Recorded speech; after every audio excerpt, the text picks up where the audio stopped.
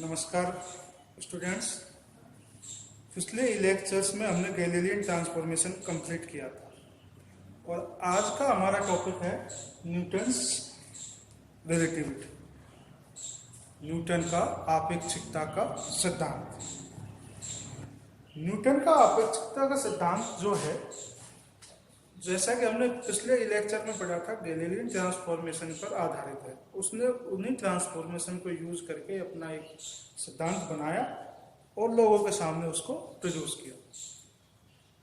उसने क्या किया कि न्यूटन के ट्रांसफॉर्मेशन इक्वेशंस जैसे हमने पढ़े हैं कि सबसे पहले हमने क्या पढ़ा था, नंबर ए पर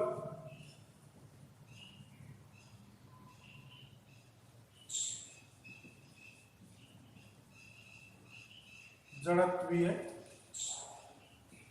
फ्रेम। जड़त्वीय फ्रेम क्या होता है कि कोई भी एक समान वेग से गतिशील फ्रेम्स को जड़त्वीय फ्रेम कहते हैं, यानी कि उनमें त्वरण का मान कैसा होता है, 0 होता है। एक तो उसने इस पॉइंट को यूज किया और इनमें हमने जब और आगे इसको जाना तो उसमें क्या रिजल्ट आए थे कि स्थिति सदिश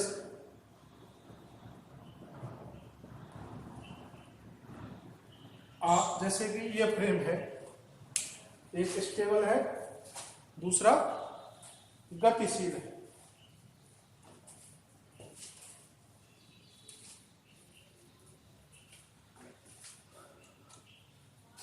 इसमें स्टेबल वाले में गति फ्रेम में इसका स्थिति सदिश किसी पार्टिकल पी का, इसमें आर गैस और इसमें आर हो, तो इनमें रिलेशन हमने प्राप्त किया था कि ये दोनों अलग अलग प्राप्त होते हैं, पोजीशन अलग अलग प्राप्त होती है। नंबर सी पर हमने पढ़ा था विस्थापन, डिस्प्लेसमेंट, तो वो बराबर प्राप्त हुआ। नंबर डी पर हमने पढ़ा था विस्थापन के बाद वेग, वेलोसिटी,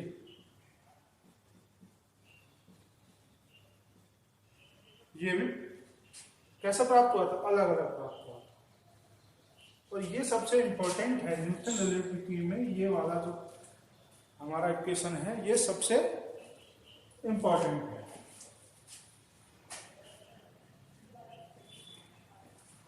इसके पश्चात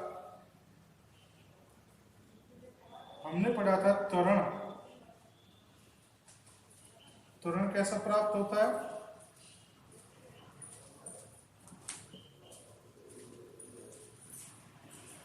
एक समान प्राप्त होता है।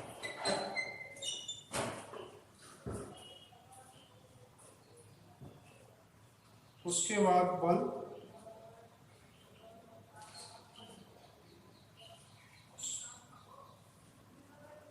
बल भी कैसा प्राप्त हुआ था, एक समान। फिर क्या पढ़ा था हमने, संवेग संरक्षण में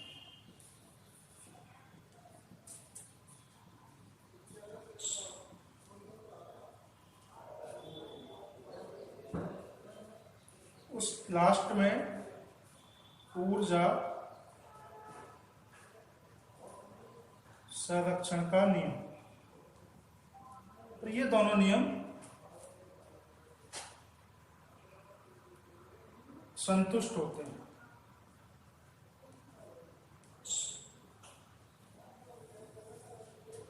ये सब पढ़ने के बाद न्यूटन ने एक रिलेटिविटी का, आपेक्षिकता का सिद्धांत दिया। इन सारी चीजों को उसने पढ़ने के बाद अपना एक थ्योरी बनाई। उसने कहा, उस थ्योरी का यदि हम अलग अलग करके कहें उस थ्योरी को, तो पहली बात उसने कही कि जो पहली बात कही थी वो इनर्शियल फ्रेम के बारे में कही थी। इनर्शियल फ्रेम्स क्या होते हैं, इनर्शियल फ्रेम्स उसने कहा कि एक समान वेग से गतिशील फ्रेम जिनका त्वरण 0 हो वो सारे फ्रेम्स कैसे होते हैं? जड़त्वीय फ्रेम्स होते हैं, इनर्शियल फ्रेम्स होते हैं।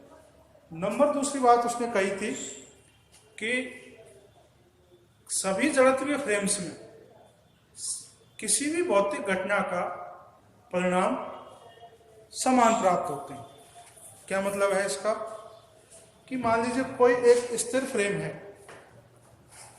और उस स्थिर फ्रेम में कोई दो पार्टिकल्स की टक्कर होती है और उस टक्कर के जो परिणाम आते हैं तो वो परिणाम एक समान वेग से गतिशील फ्रेम में, जैसे कि बस में या ट्रेन में जैसे एक समान वेग से गतिशील, उसमें जो टक्कर होगी कणों की, वैसे ही परिणाम प्राप्त होंगे जो स्टेबल उसमें प्राप्त हो रहे हैं। ठीक है, यानी जड़त्वीय फ्रेम्स में किसी भी भौतिक घटना के परिणाम में कोई भी परिवर्तन नहीं आता है, वो सेम प्राप्त होते हैं। नंबर तीसरी बात जो सबसे इंपॉर्टेंट है, न्यूटन ने जिसके बारे में बताया था कि किसी भी फ्रेम में किसी भी पार्टिकल का ऐसा परिणाम प्राप्त करना मुश्किल है वेग का कि जो एब्सोल्यूट हो, निरपेक्ष हो। एब्सोल्यूट या निरपेक्ष का मान मतलब क्या होता है? दो शब्द आएंगे अभी यहाँ पर, निरपेक्ष और एक आएगा सापेक्ष। हम पहले निरपेक्ष को देखते हैं। निरपेक्ष एब्सोल्यूट का मतलब यह है कि उसमें कोई परिवर्तन ना हो, यानी किसी भी पार्टिकल का ऐसा वेग ज्ञात करना मुश्किल है जो सभी जगह एक समान हो, सभी फ्रेमों में एक जैसा हो। जैसे मान लीजिए कोई व्यक्ति मोटरसाइकिल पर जा रहा है 20 किलोमीटर पर आवर से, तो एक सड़क पर खड़े हुए व्यक्ति को भी उसका 20 किलोमीटर वेग दिखाई दे, एक ट्रेन में से उस व्यक्ति को देखे तो भी उसका 20 किलोमीटर वेग दिखाई दे, कोई उसके विपरीत दिशा में आ रहा है 20 किलोमीटर उससे, तो भी उसका वेग कैसा दिखाई दे? 20 किलोमीटर। तो ऐसा वेग किसी भी पार्टिकल का, किसी भी वस्तु का, किसी भी भौतिक घटना का निकालना मुश्किल है जो कि निरपेक्ष हो, यानी उसमें कहीं किसी भी फ्रेम में कोई परिवर्तन ना हो। तो फिर उसने कहा ठीक है भाई, ऐसा ठीक है कि इसका निरपेक्ष मान ज्ञात नहीं कर सकते, तो उसका वेग कैसा होता है? उसका वेग होता है सापेक्ष। अगला जो शब्द है हमारा ये, उसका कैसा होगा? सापेक्ष वेग होगा। सापेक्ष वेग का मतलब है कि जैसा फ्रेम वैसा वेग।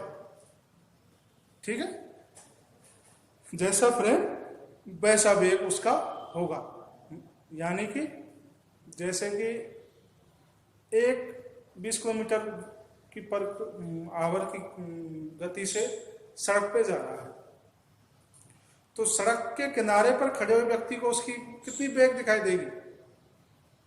20 किलोमीटर पर आवर। एक फ्रेम तो ये हो गया, तो उसको 20 किलोमीटर दिखाई दे रही है। एक व्यक्ति उसके साथ में जा रहा है दूसरी मोटरसाइकिल में 20 किलोमीटर पर आवर से, तो उसको कैसा वेग दिखाई देगा? 0 वेग दिखाई देगा। भाई दोनों व्यक्ति 20 किलोमीटर से ऐसे जा रहे हैं, तो उसको आपस में कैसा वेग दिखाई देगा? उनको 0 वेग देगा। अब एक व्यक्ति 20 किलोमीटर वेग से इधर से आ रहा है, एक इधर से आ रहा है, तो दोनों को कैसा वेग दिखाई देगा? 40 किलोमीटर। तो उसने कहा कि किसी भी कण की गति फ्रेम के अनुसार होती है, यानी किसी कण का वेग फ्रेम के अनुसार उसके फ्रेम के सापेक्ष आता है, जैसा फ्रेम है उसके अनुसार उसका वेग आता है। तो उसने ये 4 बातें बताई और उन्हीं चारों बातों को मिलाकर जो थ्योरी बनी उसका नाम है न्यूटन्स आपेक्षिकता का सिद्धांत, न्यूटन्स रिलेटिविटी। और ये कई सालों तक गैलीलियो ने इसको लगभग 1650 के लगभग, एग्जैक्ट मुझे पता नहीं, कि ये रिजल्ट निकाले थे और उसके बाद इन रिजल्ट का उपयोग करके न्यूटन्स ने ये थ्योरी बनाई। और ये थ्योरी 1905 तक, ये थ्योरी 1905 तक चलती रही। 1905 में आइंस्टीन ने इसमें परिवर्तन किया और आइंस्टीन ने कहा कि ऐसी कोई चीज नहीं है जो एब्सोल्यूट हो।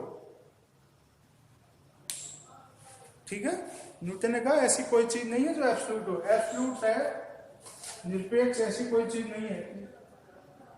उसने कहा, न्यूटन ने कहा था कि वेग एब्सोल्यूट है, बाकी द्रव्यमान, टाइम, लेंथ, ये सारे एब्सोल्यूट होते हैं। वेग कैसा होता है? सापेक्ष, और ये सारे एब्सोल्यूट होते हैं।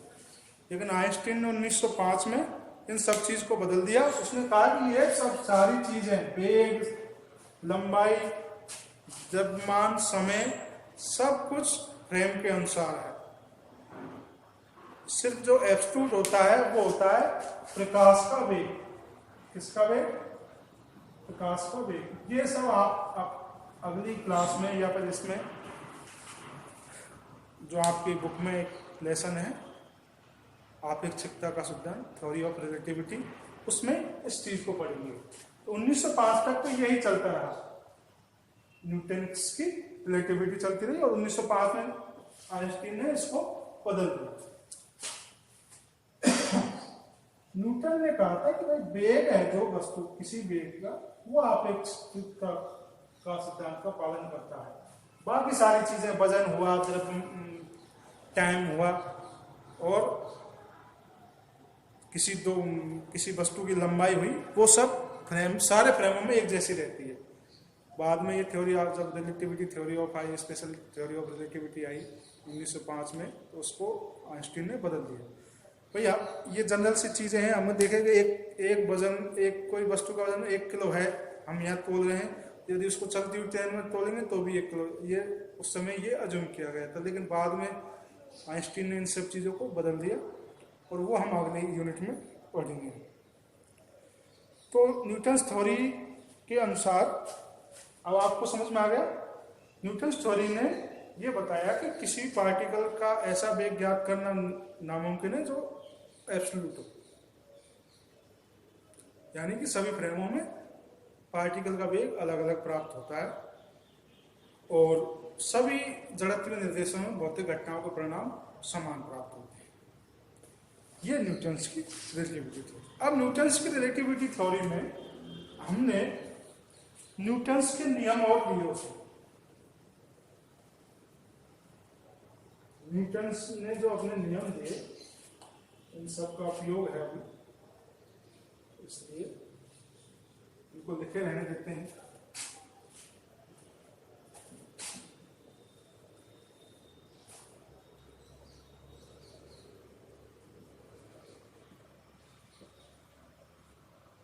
फर्स्ट लॉ न्यूटन्स का, जड़त्व का नियम।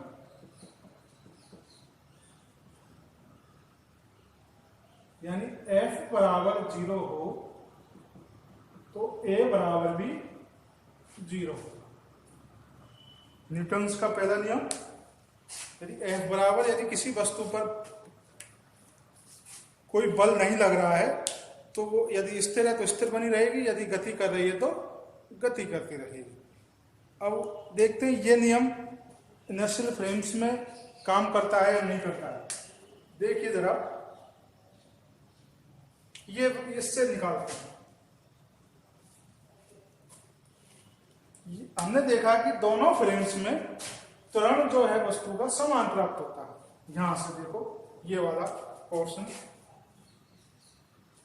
यानी कि यदि पहले फ्रेम में, इस वाले फ्रेम में बल का मान 0 है तो इसमें त्वरण कैसा प्राप्त होगा? A बराबर कैसा प्राप्त होगा?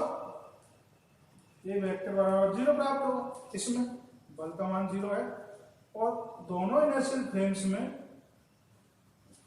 तो त्वरण बराबर आता है तो A डैश कैसा होगा? 0 प्राप्त होगा। ठीक है, तो ये हमारा कि पहला जो नियम है वो सभी इनर्शियल फ्रेम्स में लागू होता है। भाई दोनों में त्वरण का मान बराबर है, पहले में फोर्स का मान 0 है तो इसमें त्वरण कैसा रहेगा? 0 रहेगा। तो अगले में भी कैसा आएगा? जब जो विवेक से गतिशील कर रहा है तो उसमें भी त्वरण का मान 0 है। सेकंड लॉ है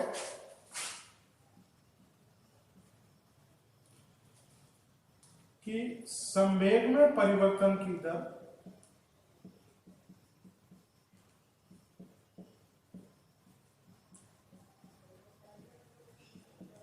आरोपित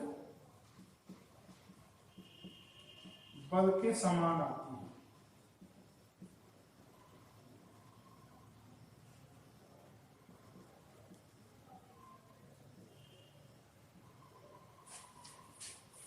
संवेग में परिवर्तन की दर आरोपित बल के समान आती है।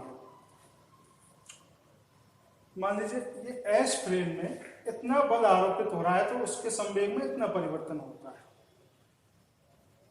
ठीक है, अब यहां इस वाले उसमें देखिए जरा, तो यदि पहले फ्रेम में इतना फोर्स अप्लाई होता है तो दूसरे वाले में इतना ही फोर्स अप्लाई होगा विलियन ट्रांसफॉर्मेशन से, इससे तो दूसरे वाले फ्रेम में भी कितना संवेग में परिवर्तन आएगा, उसके बराबर ही आएगा।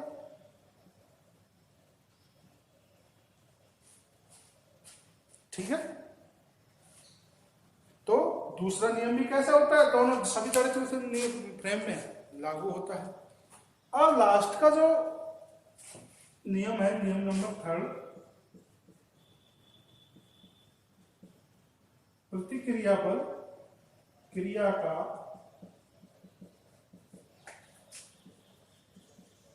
प्रतिक्रिया बल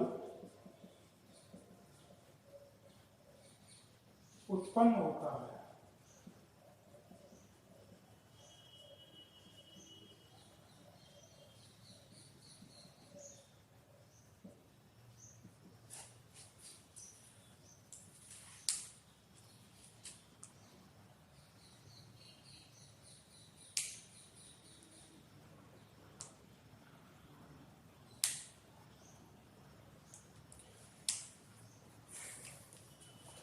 भाई थर्ड नियम जो था, क्रिया का प्रतिक्रिया बल उत्पन्न होता है। ये देखिए हमने ये निकाला था कि सभी फ्रेम्स में, सभी इनर्शियल फ्रेम में संवेग संरक्षण का नियम का पालन होता है। संवेग संरक्षण का नियम का पालन कैसे होगा, मान लीजिए कोई दो कण है, उनमें टक्कर हो रही है, उनमें फोर्स लगा, लेकिन उनमें संवेग संरक्षण का नियम का पालन हुआ, जितना फोर्स लगा उतना ही उसमें उत्पन्न हो गया। संवेग संरक्षण का नियम तभी तो पालन होगा। ठीक है, तो जब पहले फ्रेम में संवेग संरक्षण के नियम का पालन हो रहा है तो दूसरे में भी हो रहा है, ये हमने निकाल चुके हैं।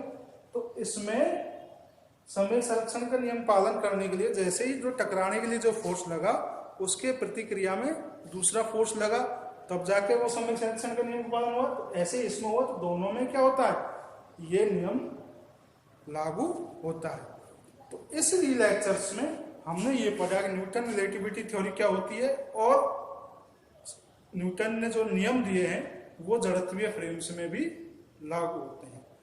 अगले हम उसमें पढ़ेंगे आभासी बल फॉर सूडो फोर्स कहते हैं, सूडो फोर्स, और वो किस तरह के फ्रेम में लागू होते हैं, कैसे लागू होते हैं, उनका क्या प्रभाव पड़ता है, ये हम अगले उसमें पढ़ेंगे।